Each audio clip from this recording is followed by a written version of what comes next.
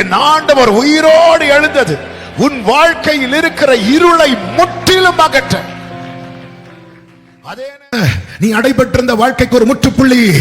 ஆமே, நீ அடைபட்டிருந்த நிலைமைக்கு ஒரு முற்றுப்புள்ளி. பிதா என்னை அனுப்பினது போல நானும் உங்களை அனுப்புகிறேன்.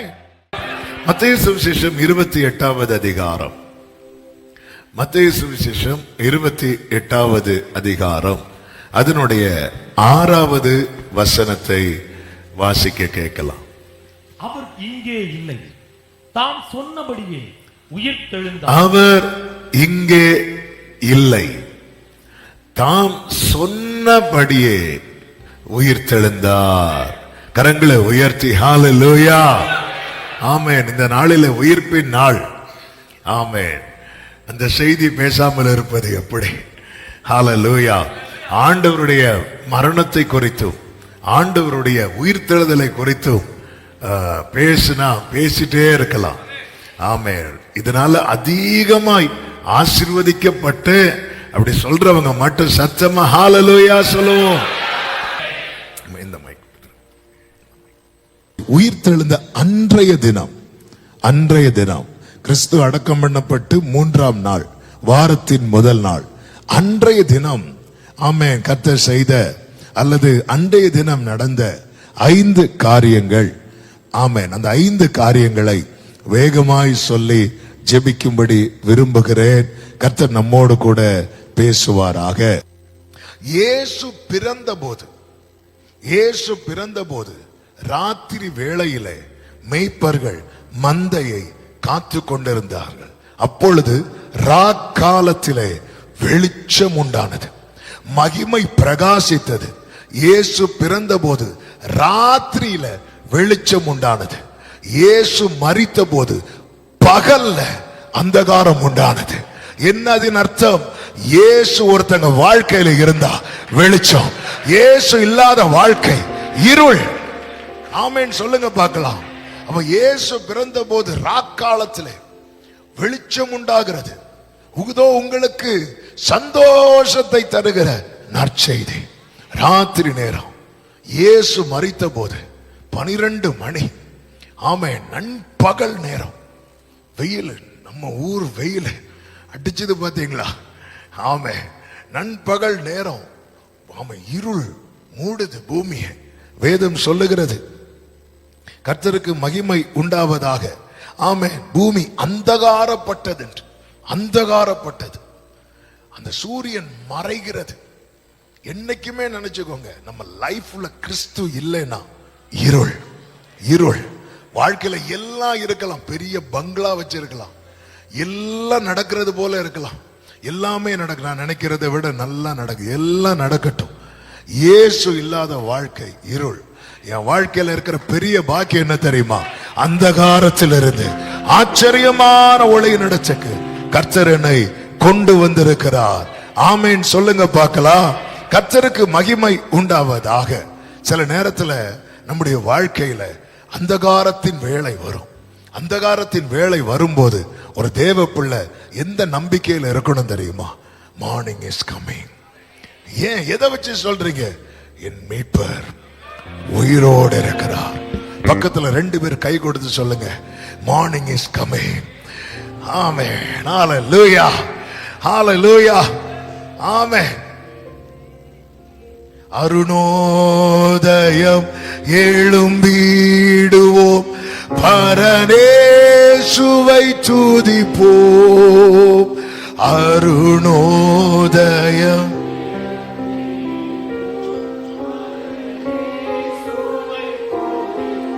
ஆமென். அருணோதயம்.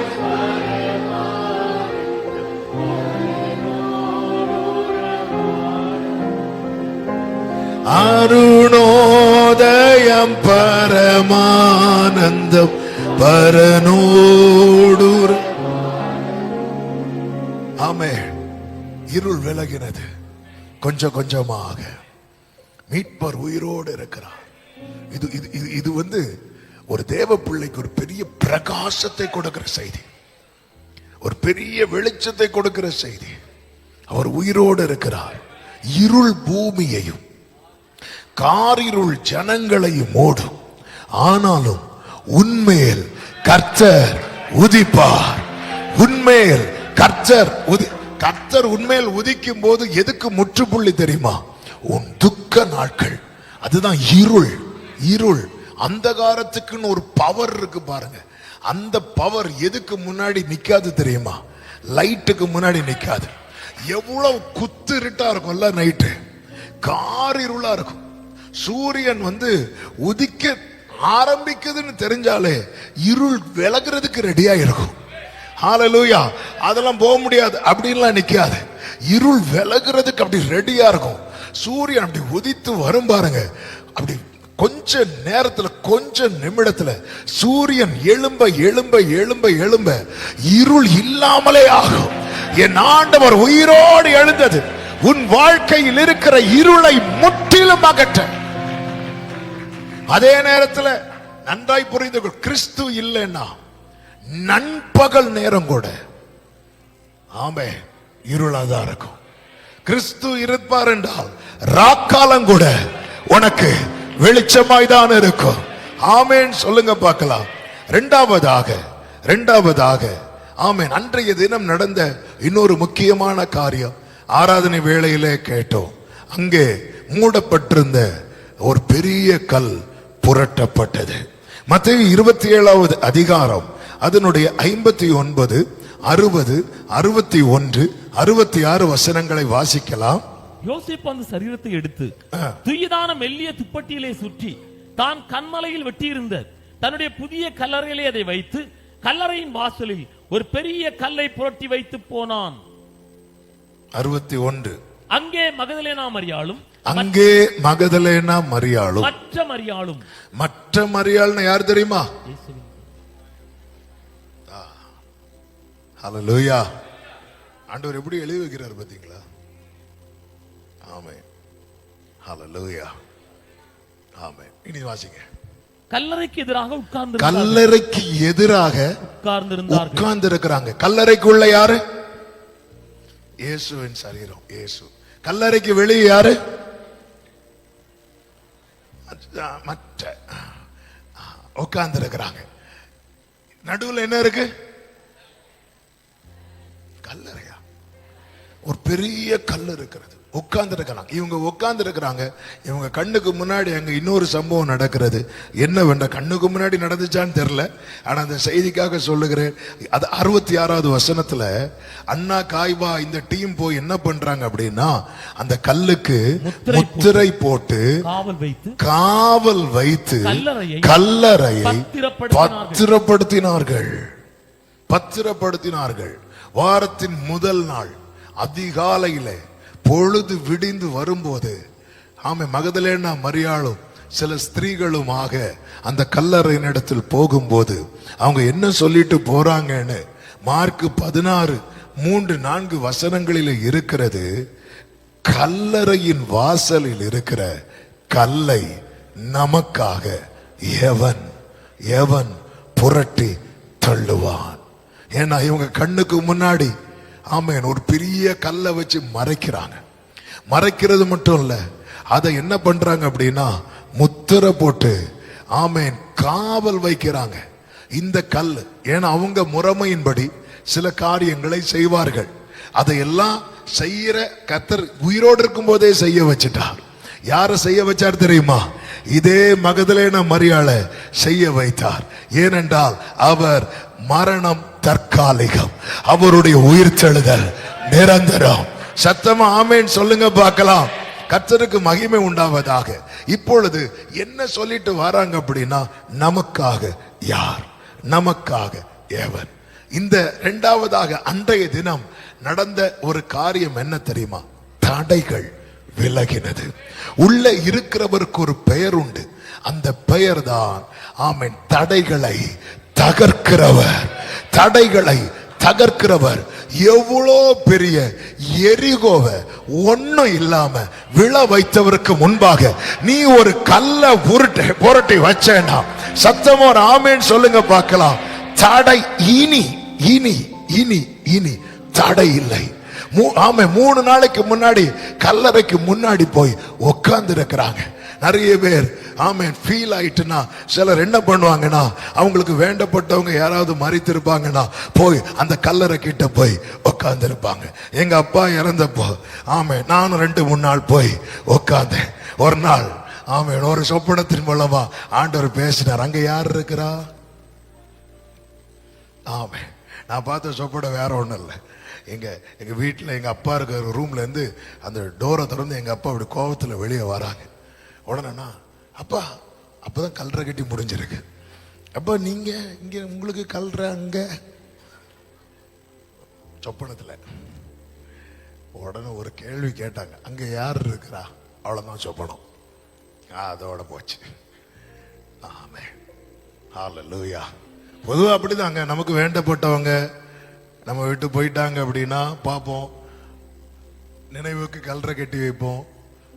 வருஷத்து ஒருக்கா 2 வாட்டி தப்பு கிடையாது. நமக்கு அதை பார்க்கும்போது சில நினைவுகள் வரும், சில காரியங்கள் நம்முடைய இந்த நினைவுகள். ஆனா சிலர் வேதனை அங்க போயிருந்து கொட்டுவாங்க. அங்க இருக்கிறவங்க இங்கேயும் நிம்மதியா இருக்க விட மாட்டீங்களா? கல்லறைக்கு போய் உட்கார்ந்துட்டாங்க. ஏன் அவங்க உட்கார்றதுக்கு காரணம் என்ன? ஒரு பெரிய தடை இருக்கிறது. உயிர்த்தெழுந்த அன்று இயேசு செய்த காரியம், இயேசு கல்ல புரட்டி தான் வெளியே வரணும்னு அவசியம் கிடையாது. அவர் பூட்டிய அறைக்குள்ளே போன, அவர்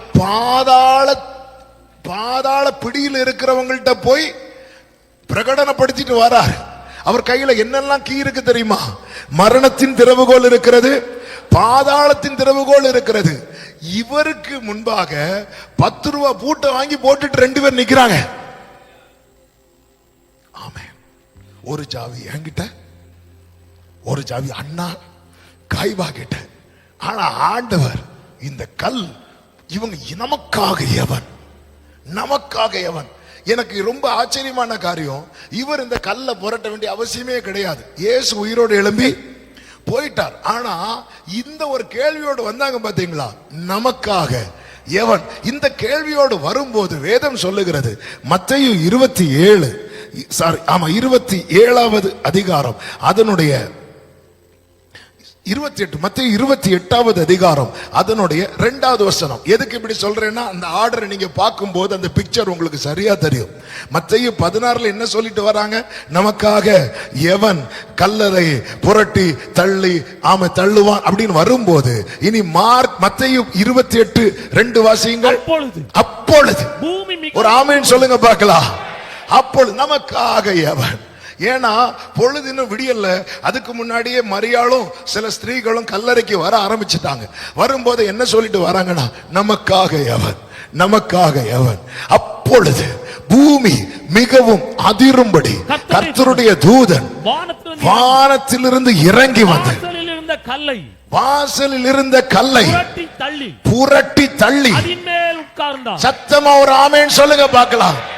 இப்போ ஒரு கேள்வி, கல்ல புரட்டினதுக்கு அப்புறம் அவன் இயேசு உயிரோடு எழும்பி வெளியே வருவதற்காக தான் இந்த கல்லு புரட்டப்பட்டிருக்கும். ஆனால் கல்லு புரட்டினதும் யார் வந்திருக்கணும்? ஆனா தூதன் என்ன சொல்றாரு? அவர் இங்க. அப்ப கல்லு புரட்டினது யாருக்காக?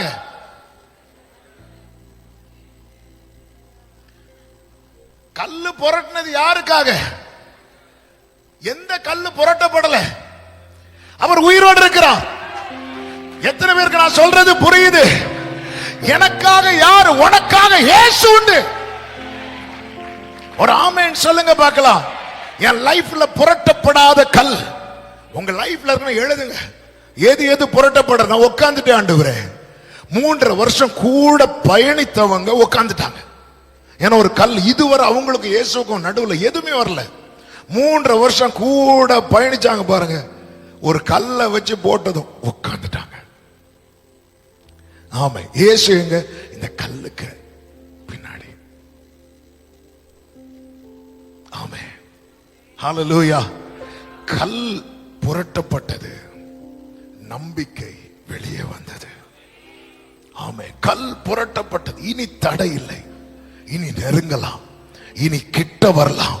ஹல்லேலூயா. வேதம் சொல்லுகிறது, ஆமென், அவருடைய அவருடைய மரணத்தின் மூலமாய் பாவம், பயம், மரணம் என்பவைகளுக்கு முற்றுப்புள்ளி வைக்கப்பட்டு அவருடைய உயிர்த்தெழுதல் மூலமாய் நம்பிக்கை பிறக்கிறது. அவர் மேல் வைத்திருக்கிற நம்பிக்கை, விசுவாசம், இது நிலைத்திருக்கிறது. எனவேதான் எபிரேயர் 4:16 சொல்லப்பட்டிருக்கிறது, ஆதலால் நாம் இரக்கத்தை பெறவும் ஏற்ற சமயத்தில் சகாயம் செய்யும் கிருபையை அடையவும் தைரியமாய் கிருபாசன தண்டையிலே சேரக்கிடவும். தைரியமாய், தைரியம். இனி தடை கிடையாது, இனி தடை இல்லை. உனக்காக அந்த கல்லை புரட்டி போட்டு நமக்காக எவன் இந்த கல்லை புரட்டுவான்? அப்பொழுது இதுல ரொம்ப ஒரு சிந்திக்க வைத்த ஒரு காரியம் உண்டு. எல்லாருக்காக கல் புரட்டப்படவில்லையே, இது ஒரு பெரிய கேள்வி. இயேசு உயிரோடு இருக்கிறார், ரைட்டு. நாங்க எவ்வளோ ஆராதிக்கிறோம், எவ்வளோ ஜெபிக்கிறோம், எங்க லைஃப்ல இன்னும் ஒரு பெரிய கல் புரட்டப்படவில்லையே. ஆனா இந்த சில ஸ்திரீகளுக்கு முன்பதாக இந்த கல் புரட்டப்பட்டது. ஏன் தெரியுமா? இந்த ஸ்திரீகள் யாரை தேடினார்கள்? சொல்லுங்க பார்க்கலாம், சத்தமா சொல்லுங்க பார்க்கலாம். தூதன் என்ன சொல்லுவான் தெரியுமா? 28வது அதிகாரம் அதனுடைய 5வது வசனம். தூதன் அந்த ஸ்திரீகளை நோக்கி நீங்கள் பயப்படாதிருங்கள். அடுத்த வார்த்தை, சிலுவையில் அறையப்பட்ட இயேசுவை தேடுகிறீர்கள். யாரை தேடுகிறார்கள்? ஜீசஸ். யாரை தேடுகிறார்கள்? நீங்க கரெக்டா சொல்றது வரை நான் கேட்டுட்டே இருப்பேன்.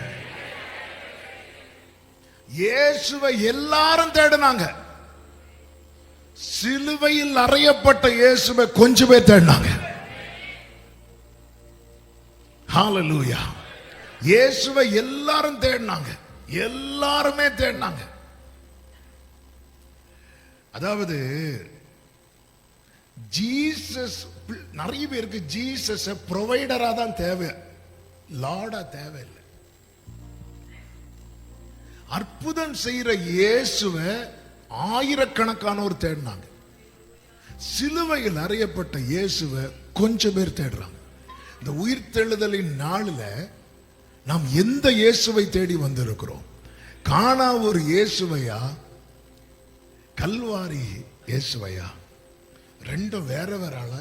ஒரே ஒருவர் தான்.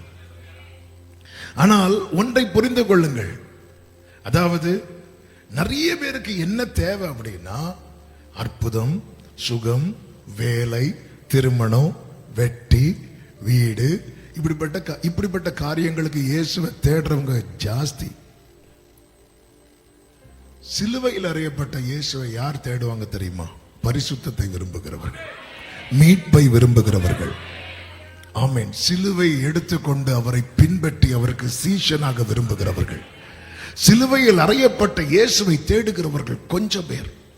எனவேதான் பவுல் கொரிந்தியருக்கு எழுதும்போது சொல்லுகிறார், சிலுவையில் அறையப்பட்ட அவரையே அன்றி. 1 கொரிந்தியர் 2வது அதிகாரத்தின் 1வது வசனத்துல சிலுவையில் அறையப்பட்ட, ஆமென், 2வது வசனம் நினைக்கிறேன், 2வது வசனத்தை போடுங்க. இயேசு கிறிஸ்துவை சிலுவையில் அறையப்பட்ட அவரையே அன்றி வேறொன்றையும் உங்களுக்குள்ளே அறியாதிருக்க தீர்மானித்திருக்கிறேன். இன்னைக்கு நல்ல கவனிங்க. ஆமென். இம்மைக்காக தேவனை தேடலாம். ஆனா இம்மைக்கான எந்த ஒரு அற்புதமும், இயேசு செய்கிற எந்த அற்புதமும் நம்ம பரலோகத்தை கொண்டு போகாது. அவருடைய சிலுவை இருக்குல்ல, இதுதான். ஆமென். ரிசரக்ஷனுக்கு முன்னாடி crucifixion, resurrection after the crucifixion. சிலுவைக்கு பிற்பாடுதான் உயிர்த்தெழுதல். அந்த சிலுவை அண்டை வராதவனுக்கு உயிர்த்தெழுதல் இல்லை. ஆமென். இன்னைக்கு இயேசுவை அற்புத பெருவிழான்னு வச்சு பாருங்க, அடி சிலுவை பெருவிழான்னு வச்சு பாருங்க. ஆமென். இந்த ஸ்திரீகள்ட்ட தூதன் வந்து நின்னு கல்ல போற. நீங்க யாரை தேடுறீங்கன்னு எங்களுக்கு தெரியும். நீங்க யாரை தேடுறீங்க தெரியுமா? சிலுவையில் அறையப்பட்ட, சிலுவையில். அங்க அற்புதம் இல்ல, அங்க மீட்பு இருக்கிறது. அங்க மீட்பு இருக்கிறது. அற்புதத்துக்காக அற்புதத்துக்காக வர்றவங்களுக்கு என்ன தேவைன்னா என்ன தொட்டுருங்க. அவங்களுக்கு தேவை ஹேண்ட் ஆஃப் காட். சிலுவையில் அறையப்பட்ட இயேசுவை தேடுறவங்களுக்கு தேவை அவருடைய ஹேண்ட் இல்ல, அவருடைய ஹார்ட். ஹalleluya. அவர் என்ன தொடுவாரு, ஆனா எனக்கு இப்ப தேவை அந்த ஹார்ட். ஆமே. மற்றவங்களுக்கு அந்த ஹார்ட், அவர் ஹார்ட்னு என்ன தெரியுமா, அவரோடு அவருக்குள்ள. அதெல்லாம் தேவை கிடையாது ஆண்டவர், நீங்க தொட்டுருங்க. இன்னும் சிலர் இருக்காங்க, நீங்க வரவே வேண்டாண்டவரே, நீங்க வார்த்தையே சொன்னா போதும். சில சொல்லுவாங்க பாருங்க, வீட்டுல ஃபங்க்ஷன், நீங்க வரலனாலும் பரவாயில்ல, மொய்ய கொடுத்து விட்டுருங்க. ஆமே.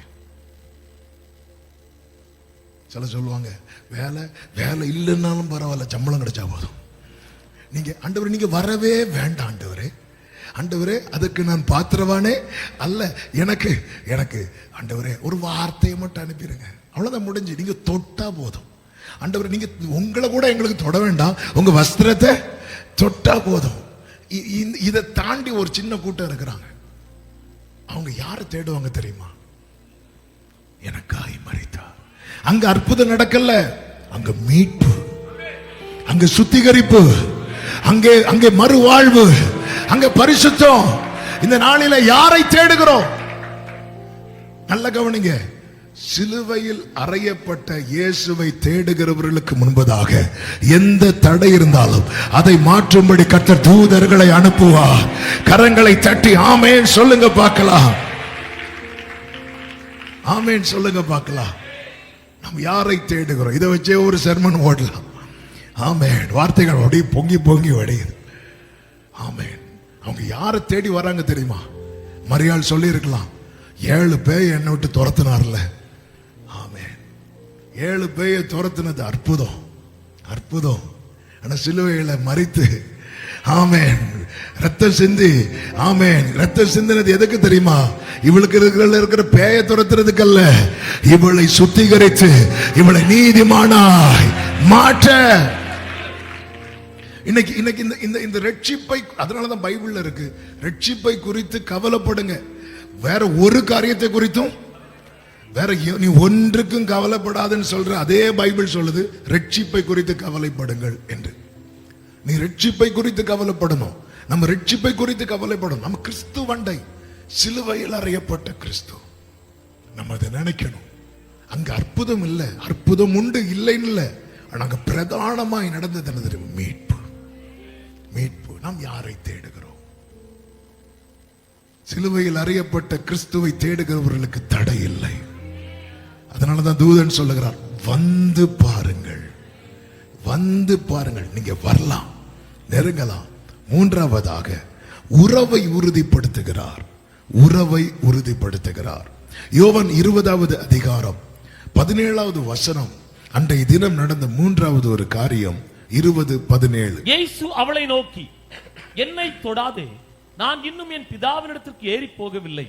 நீ என் சகோதரனிடத்திற்கு போய் நான் என் பிதாவினிடத்திற்கும் உங்கள் பிதாவினிடத்திற்கும். இப்ப எப்படி சொல்றாருன்னா, அதுவரை என் பிதா என் பிதா என் பிதான்னு சொல்லுவார், 1-2 இடத்துல உங்கள் பிதான்னு சொல்லுவார். இதுக்கு முன்னாடி வர என் பிதா உங்க பிதா இப்படி சேர்த்து சொல்லவே மாட்டார். ஆனா உறவை சொல்லிட்டே இருப்பார். உறவு கன்ஃபார்ம் ஆக்குனது எங்க தெரியுமா? எங்கேதான், நீ போய் சொல்லு, நான் என் பிதாவின் இடத்திற்கும் உங்கள் பிதாவின் இடத்திற்கும். ஆமே. உயிர்த்தெழுந்த அன்று கர்த்தர் செய்த முக்கியமான காரியத்தில் ஒன்று, உறவை உறுதிப்படுத்தினார். சிலுவையிலே விலை செலுத்தப்பட்டது, உயிர்த்தெழுதலில் உறவு உருவாக்கப்பட்டது. கரங்களை உயர்த்தி ஆமேன் சொல்லுங்க பார்க்கலாம். ஆண்டவர் உயிரோடு எழும்பி பிதா கிட்ட போகாம இந்த பூமியில 40 நாள் சஞ்சரித்தது ரிவெஞ்ச் எடுக்கிறதுக்கல்ல, ரிலேஷன்ஷிப்பை பில்ட் பண்றதுக்கு. ஆண்டவர் ரிவெஞ்ச் எடுக்கணும்னு நினைச்சிருந்திருப்பார்னா நேர முதல்ல எங்க போயிருந்திருப்பார் தெரியுமா? அண்ணா காய்பா கிட்ட போயிருப்பார். அண்ணான்னு கூப்பிட்டா அவர் என்னான்னு போயிருப்பார். அதோட முடிஞ்சு. அவர் மட்டும் ரிவெஞ்ச் எடுக்க நினைச்சிருந்தா ஒருத்தர் இருந்திருப்பாங்க, யாராவது இருந்திருப்பாங்க. ஆனா இவங்க கிட்ட போகவே இல்லை. அப்ப அவர் ரிவெஞ்ச் எடுக்கிறதுக்காக அவர் உயிரோடு எழும்பவில்லை. அவர் உயிரோடு எழும்பினது he came back for relationship. அவர் திரும்ப வந்தது ரிலேஷன்ஷிப்புக்காக, உறவுக்காக. ஆமென். அவர் நினைத்திருந்தால், ஆமென், அவர் யார் யார் துப்பினாங்களோ பரியாசம் பண்ணாங்களோ அத்தனை பேருக்கும் போய் சும்மா ஹாய்ன்னு சொன்னாலே போதும். அவங்க பாய், அதோட முடிஞ்சு. ஹalleluya. சீஷர்களே, ஆமென், உயிரோடு மரிக்கிறதுக்கு முன்னாடியே ஆவே சொன்னாங்க. ஒருத்தர் நான் தான் விழால கைய போட்டு நான் விழான்னு ஆண்டவரேன்னு விழுந்துட்டார். ஆமென். அது அது அது வேற ஏதாவது இருக்கும். அது அவருடைய தூதனா இருக்கும். என்னெல்லாம் வியாக்கியானம். ஆமென். ஆண்டவரை பாத்தீங்களா? அதெல்லாம் அவருக்கு எதுதான் முக்கியம் தெரியுமா? அவங்க சத்துரு பண்றத ஒரு பொருட்டாவே நினைக்கல. நம்ம பண்றது அவருக்கு வலிக்குது. ஏன்னா அவர் எதை ரொம்ப வேல்யூ பண்றார் தெரியுமா? ரிலேஷன்ஷிப்ப. ஆமென் சொல்லுங்க பார்க்கலாம். ஆமென். எனவே தான் ஆண்டவர் வந்ததே அதற்கு தான். சகையுவை எல்லாரும் பாவின்னு சொல்லும் போது இயேசு அவனை என்ன சொன்னார் தெரியுமா? இவனும் ஆபிரகாமுடைய குமாரனா இருக்கிறான். இழந்து போனதை தேடவும் ரட்சிக்கவுமே மனுஷகுமாரன் வந்திருக்கிறார். பிசாசானவர் என்ன செய்ய? ஆண்டவர் இந்த உறவுக்குள்ளதான் கொண்டு வந்தார். ஏதேன்ல கொண்டு வந்தது ஆமா இந்த உறவுக்குள்ளதான். பிசாசானவன் பாவத்தில் விழ வைத்து நம்மை அவருக்கு சத்துருக்களாய் மாட்டினான். மனுக்குள்ளம் அதை அறியாமல் பாவத்தின் மேல் பாவம் செய்து அகன்று தூரமாய் போகிற நிலை. இந்த காரியம், உறவு இல்லாதவன் ஜீவனற்றவன். ஆண்டவர் சொல்லுகிறார், நானோ அவைகளுக்கு ஜீவன் உண்டாகவும் அவன் பரிபூரணப்படவும் வந்தேன் என்று சொல்லுகிறார். இன்னைக்கு நம்மளால மனதார இயேசுவை, பரலோக தகப்பன, ஆமென், இயேசு மூலமாய் பிதாவினிடத்தில் சேரும் ஸ்லாக்கியத்தை நாம் பெற்றிருக்கிறோம் என்று ரோமர் 5வது அதிகாரம் 1-2 வசனங்களிலே நம்மால் பார்க்க முடியும். எவ்வளவு பெரிய ஒரு உறவு, எப்படிப்பட்ட ஒரு உறவு. ஆனா நம்ம என்ன சொல்லிட்டு இருக்கிறோம் தெரியுமா? எனக்கு யாருமே இல்லை. ஒரு அழகான பாட்டு உண்டுல, எனக்கு யாருண்டு. அது பாடும் போதெல்லாம் எனக்கு எப்படி பாட வரோம்னா, எனக்கு நீருண்டு கலங்கின நேரத்தில் என்னை நடத்தினதே. நீருண்டுன்னு பாடினத இந்த பாட்டு பாடின அந்த பிரதர் பெஞ்சமின், அவங்களுக்கு கண்ணு தெரியாது, அவங்க கேட்டிருக்காங்க. கேட்டுட்டு போன் பண்றாங்க, பாஸ்டர் நீங்க நீருண்டுன்னு பாடிட்டீங்க பாஸ்டர். அதை கேட்க அவ்வளவு சந்தோஷமா இருக்கு பாஸ்டர். ஆமா, நீருண்டு, எனக்கு நீருண்டு. எனக்கு, அதாவது ஒரு தேவப்புள்ள புரிந்து கொள்ள வேண்டும், எனக்கு ஒரு உறவு இருக்கிறது. எனக்கு ஒரு சகோதரனாய், எனக்கு ஒரு தகப்பனாய், ஆமென், எனக்கு ஒரு நண்பனாய். இந்த உறவு அவருடைய உயிர் தள்ளுதல்ல நம்ம எதை பார்க்கணும் தெரியுமா? உறவை பார்க்கணும். உதவாத எண்ணில் நீர் உறவா. இந்த உறவு எப்படி உறுதியாச்சு அப்படின்னா, எந்த ஒரு காரியமே பலி மூலமாய் அங்கீகரிக்கப்படும். ஆண்டவராக இயேசு கிறிஸ்து, அவருக்குன்னு இருக்கிற நிறைய எல்லா அதிகாரமும் அவருக்கு தான். அவருக்குன்னு உள்ள முக்கியமான அதிகாரத்தை அவரே சொல்லுவார் பாருங்க. யோவான் 10வது அதிகாரம் 18வது வசனம். யோவான் 10:18. ஒருவனும் அதை என்னிடத்திலிருந்து எடுத்துக்கொள்ள மாட்டான், நானே அதை கொடுக்கிறேன். அதை கொடுக்க நல்ல ஜீவனை குறித்து பேசிக் கொண்டிருக்கிறார். 17வது வசனத்துல ஜீவன் சொல், நான் என் ஜீவனை மறுபடியும் அடைந்து கொள்ளும்படிக்கு அதை கொடுக்கிறபடி அவர் ஜீவனை கொடுக்கிறதை குறித்து சொல்லுகிறார். சொல்லிவிட்டு 18வது வசனத்துல என்ன சொல்றார் தெரியுமா? நானே அதை கொடுக்கிறேன். அதன் அர்த்தம் என்ன? பிலாத்தியன் உயிரெடுத்தான், ஏரோதியன் உயிரெடுத்தான் கிடையாது. எத்தனை சத்துருக்கள் சுட்டி இருந்தாலும் ஆமே, ஜீவனை கொடுக்கிற அதிகாரம் யார்கிட்ட தெரியுமா இருக்கு? அவர் எப்பதான் மரித்தார் தெரியுமா? பிதாவே உன் கையில். அவர் கொடுக்காம அவர் மரிக்கல. நீ என்ன அடிச்சாலும், எத்தனை நெருக்கம், எத்தனை போராட்டத்தின் மத்தியிலும் நீ உயிரோடு இருக்க காரணம் தீர்மானிக்கிறது கர்த்தர். ஒரு ஆமீன் சொல்லுங்க பார்க்கலாம். அடுத்த வார்த்தை தான் ரொம்ப முக்கியமான வார்த்தை. அதை கொடுக்கவும் எனக்கு அதிகாரம் உண்டு. அடுத்து அதை மறுபடியும் எடுத்துக்கொள்ளவும் எனக்கு அதிகாரம் உண்டு. அவன் கொடுத்த உயிரை திரும்ப எடுக்கிற அதிகாரம் யார்கிட்ட இருக்கு? அப்ப இயேசுவால என்ன செய்ய முடியும்? அவரே மரித்து நம்ம தூங்கி நம்மளை எழும்புவோம் தெரியுமா? சிலரை இப்ப எழுப்ப வேண்டி இருக்கு. நம்ம தூங்கி நம்ம இதே மாதிரி அவர் மரணங்கிறது அவருக்கு இவ்வளவுதான். அவர் நினைச்சா எப்ப வேணாலும் கொடுத்திருக்கலாம். அந்த ஆணி அடிக்க ஓங்குறதுக்கு முன்னாடியே கொடுத்திருக்கலாம். அவரே கொடுத்து அவரே எடுத்திருக்கலாம். அவர் அப்படி செய்யல. ஏன்னா அவர் அங்க யாரா இருக்கிறார் தெரியுமா? பலியாக. அதனாலதான் அவர் யார்கிட்ட கொடுக்கிறார் தெரியுமா? பிதா கிட்ட கொடுக்கிறார். இனி இந்த பலி அங்கீகரிக்கப்படணும்னா அவரை பிதா என்ன செய்யணும்? உயிரோட எழுப்பணும். அவரை உயிரோடு எழுப்பலைன்னா இவ்வளவு நாள் நீ இப்படி ஜெபம் பண்ணு, பரலோகத்தில் இருக்கிற என் பிதாவே உனக்கு அப்பா இந்த உறவு இல்லாம ஆயிரும். இந்த பலி வேல்யூ இல்லாம ஆயிரும். ஆமே. பிதா கிட்ட சொல்ற, பிதாவே உம்முடைய கையில ஒப்பு கொடுக்கிறேன். ஆமே. ஹல்லேலூயா. அப்போஸ்தலர் 2:24 சொல்லப்பட்டிருக்கிறது, தேவன் அவருடைய மரண உபாதிகளின் கட்டை அவிழ்த்து அவரை எழுப்பினார். அதன் அர்த்தம் என்ன? அந்த பலிய பரலோகம் அங்கீகரித்திருக்கிறது. அதன் அர்த்தம் என்ன? உறவு கிராண்டட். ஹல்லேலூயா. இனி தைரியமா அப்பான்னு கூப்பிடு. மீண்டும் ஆமென். பயப்படுவதற்கு அவர் அடிமைத்தனத்தின் ஆவியை நமக்கு தராமல் அவரை அப்பா பிதாவே என்று அழைக்கிற புத்திர ஸ்வீகாரத்தின் ஆவி. ஆமென். அவரே கொடுத்து அவரே எடுத்திருக்கலாம். அவர் அப்படி செய்யல. பிதா கையில கொடுக்கிறார். இப்ப பிதா இவரை உயிரோடு எழுப்பினா நானும் நீங்களும் அவருடைய பிள்ளைங்க இல்ல. அதனாலதான் 1 கொரிந்தியர் 15:14 பவுல் சொல்லுகிறார், கிறிஸ்து எழுந்திருக்கவில்லை என்றால் எங்கள் பிரசங்கமும் விருதா, எங்கள் விசுவாசமும் விருதா. அவர் உயிரோடு எழுந்து வந்து சொல்லுகிறார், நீ போய் சொல்லு. என்ன சொல்லு? ஆமே, என் பிதாவின் இடத்திற்கும் உங்கள் பிதாவின் இடத்திற்கும். நல்ல கவனிங்க. பொதுவாகவே உறவு இழந்தவங்களை இந்த உலகம் ஒவ்வொரு அடையாளத்துல சொல்லும். ஆமே, பெற்றோரை இழந்தவங்களை அனாதைகள்னு சொல்லுவாங்க. ஹல்லேலூயா. துணையை இழந்தவங்களை விதவை அப்படி சொல்லுவாங்க. உறவு இழந்தவங்களை ஆமே, ஆண்டவராகிய இயேசு கிறிஸ்து மறுபடியும் வந்து எல்லாவற்றுக்கும் எல்லாவுமா இருக்கிறார்.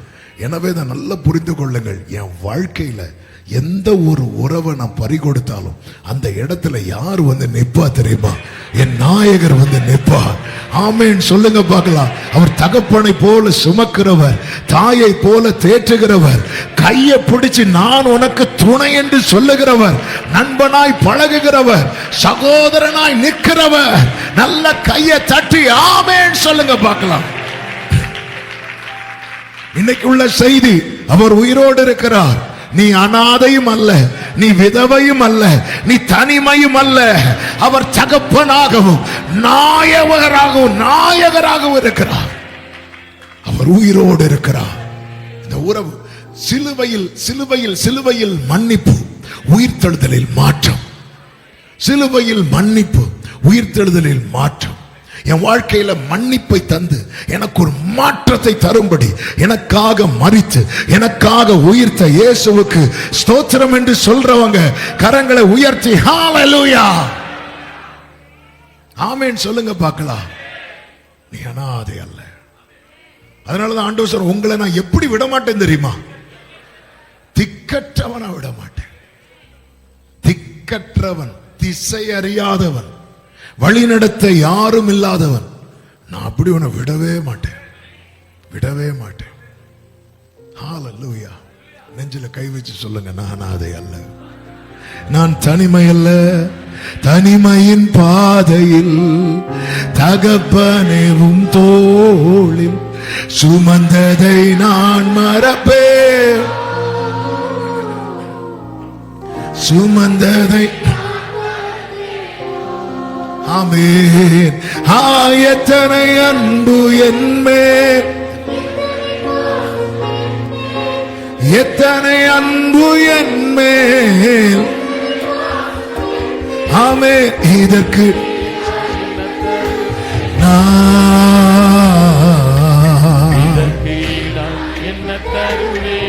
இதற்கு ஈடா இதற்கு ஈடா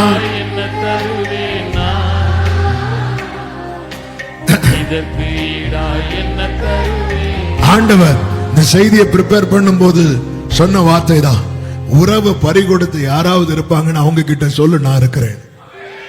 அவ்வளவுதான், நான் இருக்கிறேன். அவங்க கிட்ட சொல்லு நான் இருக்கிறேன். ஆமா, இந்த வார்த்தை என்னை அதிகமாய் பலப்படுத்தினது. ஆமா, காரணம் இதுக்கு ஒரு பலி கொடுக்கப்பட்டது. சும்மா உறவாகல, ஒரு பலி, ஒரு பலி, ஒரு கிரயம் கொடுக்கப்பட்டது சிலுவையிலே. அதனாலதான் ஆண்டவர் வந்து சொல்லிட்டு போறார், இப்ப நான் இதுவரை யார் அப்பான்னு கூப்பிடுறேனோ அவர்தான் நீ கூப்பிட போறேன். ஹல்லேலூயா, ஹல்லேலூயா. சும்மா சொல்லலைங்க, உன்னை தொடுகிறவன், என் கண்மணியை தொடுகிறவன். ஒரு காசுக்கு 2 அடைக்கலான் குருவிகள், 2 காசுக்கு 5 அடைக்கலான் குருவிகள். ஒரு காசுக்கு 2 காசுக்குன்னா எத்தனை தான் வரணும்? 4 தான் வரணும். ஆமே. அப்போ எக்ஸ்ட்ரா 1 ஃப்ரீ. ஃப்ரீ கொடுக்கும் போது இருக்கிறதுலயே சின்னதை பார்த்து கொடுப்பாங்க. சிலெல்லாம் வாங்கும்போது இந்த மீன்லாம் கொண்டு வருவாங்க, வாங்கும்போது 10 ரூபாய்க்கு வாங்கி, இப்போ 10 ரூபாய்க்கு ஒன்றும் கிடைக்காது. 10 ரூபாய்க்கு வேணாம், ஸ்மெல் பண்ணிட்டு போயிருந்தாங்க, அவ்வளோதான். இப்போ வாங்கும்போது ஆனால் ஒரு 5 ஏதாவது ஒன்று சொல்லுங்களேன், வாழையா 5 சாழை போட்டுட்டு என்ன இதையும் வச்சுக்கோங்க அப்படிமா, அவ்வளோதான். அவ்வளோதான். அன்று சொல்றாரு, இதை குறித்து பிதாவுக்கு ஒரு சித்தம் இருக்கிறது, அது எவ்வளவு நாள் பறக்கணுமோ பறக்கும். அது கர்த்தர் குறித்த நாள் வர பறக்கும். சொல்லிட்டு சொல்றாரு, நீ எவ்வளவு ஸ்பெஷல் தெரியுமா? ஆமே. ஒரு நாள் இதை நான் மெடிடேட் பண்ணிட்டு இருந்தேன், அந்த என்னுடைய வெயிட்டிங் பீரியட்ல. அடைக்கலான் குருவியை விட ஸ்பெஷல் சொல்றீங்க ஆண்டவர், என்ன ஆண்டவரே அப்படி சொல்லிட்டு இருக்கும்போது தான் சங்கீதம் 84 ஆண்டவர் கொண்டு வந்தா. அதுல தாவீது சொல்றார், உம்முடைய வீட்டில் வாசமா இருக்கிறவங்க பாக்கியவான்கள் ஆண்டவரே, அவங்க எப்போதும் துதிச்சிட்டு இருப்பாங்க. வீட்டில் யார் இருக்கிறா? உம்முடைய சமூகத்தில் அடைக்கலான் குருவிக்கு வீடு, தகைவலான் குருவிக்கு தன் குஞ்சுகளை வைக்கும் கூடம் கிடைத்தது. ஆண்டு சொல்றார், அடைக்கலான் குருவிக்கு என் சமூகத்தில் வீடு இருக்கணும். நீ விசேஷித்தவன், நீ விசேஷித்தவன். நான் ஒரு காரியத்தை சொல்லி ஜெபிக்க விரும்புகிறேன். 5ஆவதாக யோவான் 20:19 வாசிக்கலாம். 20:19, 20, 21 வசனங்கள். வாரத்தின் முதல் நாள் ஆகிய அன்றைய தினம், அன்னைக்கு நடந்த அடுத்த ஒரு முக்கியமான காரியம், சாயங்கால வேளையிலே சீஷர்கள் கூடியிருந்த இடத்தில் யூதர்களுக்கு பயந்ததினாலே கதவுகள் பூட்டி இருக்கையில் இயேசு வந்து, உயிர்த்தெழுந்த இயேசு வந்து நடுவே நின்று உங்களுக்கு சமாதானம் என்றார். அவர் இப்படி சொல்லி தம்முடைய கைகளை விலாவையும் அவர்களுக்கு காண்பித்தார். சீஷர்கள் கர்த்தரை கண்டு சந்தோஷப்பட்டார். அடுத்த வசனம், இயேசு மறுபடியும் அவர்களை நோக்கி, உங்களுக்கு சமாதானம் உண்டாவதாக, உங்களுக்கு சமாதானம் உண்டாவதாக, பிதா என்னை அனுப்பினது போல. அதன் அர்த்தம் என்ன? நீ அடைபட்டிருந்த வாழ்க்கைக்கு ஒரு முற்றுப்புள்ளி. ஆமே, நீ அடைபட்டிருந்த நிலைமைக்கு ஒரு முற்றுப்புள்ளி. பிதா என்னை அனுப்பினது போல நானும் உங்களை அனுப்புகிறேன். ஹல்லேலூயா. எல்லாரும் வலது கரத்தை உயர்த்தி சொல்லுங்க, ஆமென். என் அடைப்பட்ட நிலைக்கு உயிர்த்தெழுதல் ஒரு முற்றுப்புள்ளி வைக்கிறது. எதுக்கு அனுப்பினார்னு சொல்லணும். எதுக்கு அனுப்பினார்? சுவிசேஷம் சொல்ல. அவருடையவர்கள் என்ன கண்டிப்பா சொல்லி ஆகணும். வராது. உயிர் தெழுந்தாருன்னு சொல்றோம் தெரியுமா, அவங்க மேல விழுந்த கடமை. சுவிசேஷ பாரம் என் சுமையா. அதாவது வெயிட் கூட யாருமே விரும்ப மாட்டாங்க. வெயிட் கூடிட்டே இருந்தா விரும்ப மாட்டாங்க. ஆமே. எதுவுமே கூடுறது துணி துவைக்கிறத கூட 2 மாசத்துக்கு சேர்த்து துவைக்கணும்னாலே அவ்வளவு துணியும் அவ்வளவுதான். கொஞ்சம் கொஞ்சமா எல்லாமே. பவுல் சொல்றார், எனக்கு முடியாதுப்பா, ஜெயில இருந்தாலும் எனக்கு. ஏன்னா அதுக்கு வெயிட் கூடிட்டுனா கஷ்டம். எவ்வளவு வெயிட் கூட்டிட்டு இருக்கிறோம். சுவிசேஷத்தை பாரமாக்கிட்டீங்கன்னா வேற ஒண்ணும் உங்களுக்கு பாரமாகாது. ஆண்டவர் என்ன சொன்னார், நீ பாரம் சுமக்கிறவனே என்கிட்ட வந்துரு, என் நுகத்தை ஏற்றுக்கொள். என் நுகம் எப்படி இருக்கும்? லெகுவா இருக்கும்.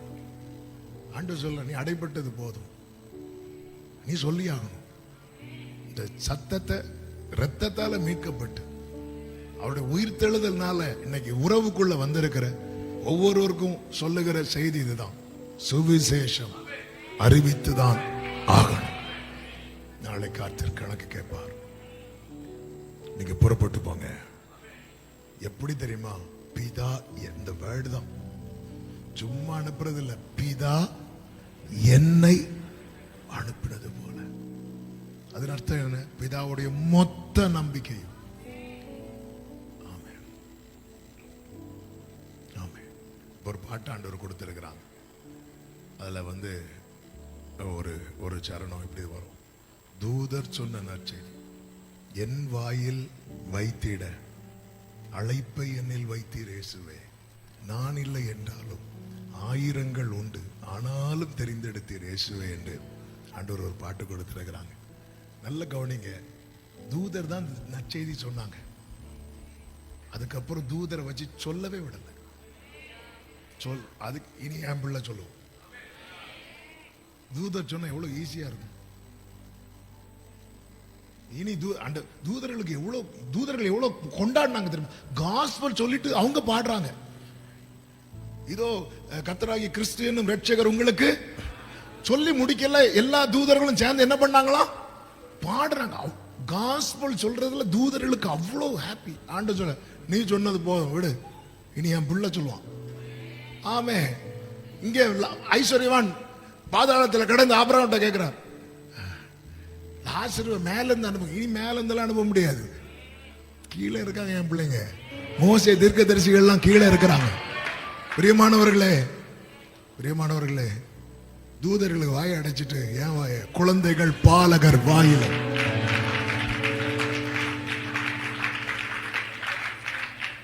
தூதர் சொன்ன நற்செய்தி என் வாயில் வைத்திட அழைப்பை என்னில் வைத்தீர் இயேசுவே, நான் இல்லை என்றாலும் ஆயிரங்கள் உண்டு ஆனாலும் தெரிந்தெடுத்தீர் இயேசுவே, இது என் பாக்கியம் வேறென்ன சொல்லுவேன், இது என் பாக்கியம் வேறென்ன சொல்லுவேன். உள்ளம் உம்மை எண்ணி எண்ணி துதிக்குதே, நன்றி துளி கண்களில் பெருகுதே. உள்ளம் உம்மை எண்ணி எண்ணி துதிக்குதே, நன்றி துளி கண்களில் பெருகுதே. நீட்டப்பட்ட கிருபையினால் சேர்க்கப்பட்டவன் நான், நீர்வாழ்வு தந்ததினால் வாழ்கின்றவன் நான். நீட்டப்பட்ட கிருபையினால் சேர்க்கப்பட்டவன் நான், நீர்வாழ்வு தந்ததினால் வாழ்கின்றவன் நான். இது என் பாக்கியம், வேறென்ன சொல்லுவேன். இது என் பாக்கியம், வேறென்ன சொல்லுவேன். உள்ளம் உம்மை எண்ணி எண்ணி துதிக்குதே. நன்றி துளி கண்களில் பெருகுதே. நன்றி துளி கண்களில் பெருகுதே. உள்ளம் எண்ணி துதிக்குது, நன்றி துளி கண்கள்ல பெருகுது. தூதர்கள் பரத்திலிருந்து இறங்கி வந்து சொன்ன நற்செய்திய குப்பையில் இருந்தவனை தூக்கி எடுத்து நிறுத்தி அவனை சொல்ல வைக்கிறீங்களேப்பா. அதுதான் பயங்கரமான குழியிலும் முளையான சேற்றிலும் இருந்து தூக்கி எடுத்து கண்மலையின் மேல நிறுத்தி என் அடிகளை உறுதிப்படுத்தி அவரை துதிக்கும் புது பாடலை என் நாவிலை தந்தார். அநேகர் அதை கண்டு பயந்து ஹalleluya. பெந்தேகோஸ்தே நாள்ல பேதுரு எழும்பி நிற்கிறார், நின்னு சொல்றார் ஆமென். ஆலோசனை சங்கத்துக்கு முன்பாக நிறுத்தி சொல்ல வைக்கிறார். அப்போ பாக்குறேன், இவன் படிச்சவனே கிடையாது, இவனுக்கு என்ன இருக்கிறது? அப்போ ஒருத்தர் சொல்றான், இவன் யார் தெரியுமா? இவன் இயேசுவோடு இருந்தவன். சுவிசேஷம் நம்ம மேல் விழுந்த கடமை. சுவிசேஷம் நம்ம மேல் விழுந்த கடமை. வேலை பார்க்கிறவங்க கூட பயணிக்கிறவங்க, உங்க கூட பேசுறவங்கள்ட்ட நீங்க இயேசுவை பத்தி சொல்லலைன்னா உங்க பாரத்தை வெயிட்டை ஏத்திட்டே இருக்கிறீங்க உங்க லைஃப்ல. ஆமென். நீங்க அடைத்து சொல்லியே ஆகணும். பக்கத்துல 2 பேர் கைப்பிடிச்சு சொல்லியே ஆகணும், சொல்லியே ஆகணும். ஆமென். என்ன சொல்லணும்? சுவிசேஷம். ஏன்னா சிலர் இப்பதான் நான் இப்படி என்ன சொல்லிட்டேன், நான் என்ன மறைச்சேன் உங்கள்கிட்ட? சொல்லியே ஆகணும். ஆமாம், சொல்லியே ஆகணும். இந்த நாளில் இது ஒரு தீர்மானத்தோடு சொல்லு. கண்களை மூடலாம். சுவிசேஷ பாரமொன்றே என் சுமையாக, glory சுவிசேஷ உடரபா சந்தரபலபரப துடரபகரா ஆட்கொண்டு என்னை நடத்தும்.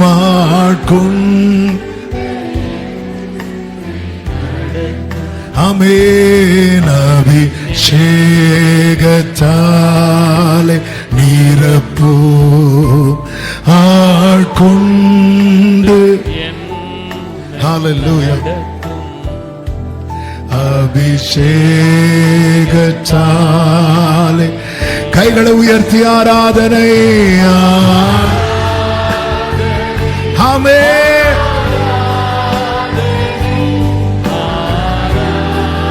உடரம ஷெலரே ஆராதனை.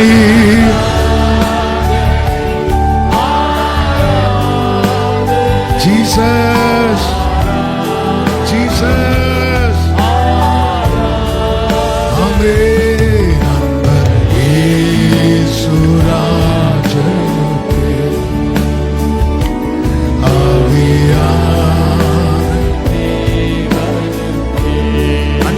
சுராஜனுக்கு ஆவியான தேவனுக்கு வலது கரத்தை வானத்துக்கு நேராக உயர்த்தி இடது கரத்தை இருதயத்தில் வைத்து, ஆண்டவரே சுவிசேஷம் மேல விழுந்த கடமை 4 பேருக்கு சொல்லி ஆகட்டும். எனக்கு கிருபை தார், எனக்கு கிருபை தார். இந்த நாளில் இந்த ஒரு உறுதியான தீர்மானத்தோடு ஆண்டவர் சமூகத்திலிருந்து புறப்பட்டு செல்லுங்க. கர்த்தர் உங்களை ஆசீர்வதிப்பாராக. தகப்பனே நன்றி, இந்த புதிய மாதத்துக்காய் ஸ்தோத்திரம். உங்க சமூகத்தில் எங்களை கொண்டு வந்து பாட, துதிக்க, ஆராதிக்க, உங்களுடைய உயிர்த்தெழுதலை எண்ணி மகிமைப்படுத்த கிருபை செய்தீர். நீர் உயிர்த்தெழுந்த அன்றைய தினம் ஆண்டவரே, அவர்களுக்கு மட்டுமல்ல அது எங்களுக்கும் செய்த தயவுக்காக நன்றி. இந்த சுவிசேஷம் அறிவிக்கணும், அது எங்களுக்குள்ள அனலா எரிந்து கொண்டே இருக்கணும். ஒவ்வொருவரும் படிக்கிற ஸ்கூல் படிக்கிற பிள்ளைங்கள்ல இருந்து முதியோர் வரைக்கும் ஆண்டவரே, இங்க இருக்கிற ஒவ்வொருவரும் சுவிசேஷத்தை பிரபலப்படுத்துகிறவர்களாய் மாறுவார்களா? ஆசீர்வதியம். தேவ சமாதான கிருபை பெருகட்டும். இயேசுவின் நாமத்தில் பிதாவே.